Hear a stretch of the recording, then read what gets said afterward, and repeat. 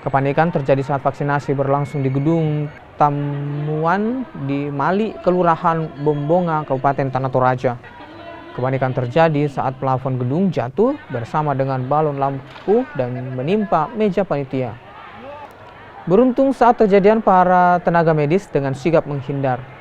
Akibat kejadian ini, vaksinasi tahap kedua untuk pelayan publik yang sedianya akan digelar oleh pemerintah Kabupaten Tanah Toraja akhirnya dihentikan.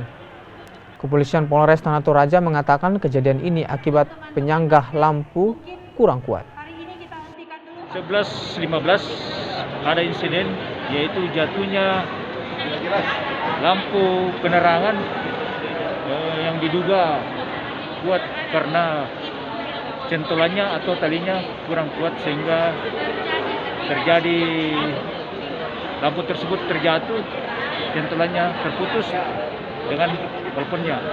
Mungkin dugaan sementara apakah sudah rapuh atau mungkin sesuatu hal yang menyebabkan sehingga lampu centolan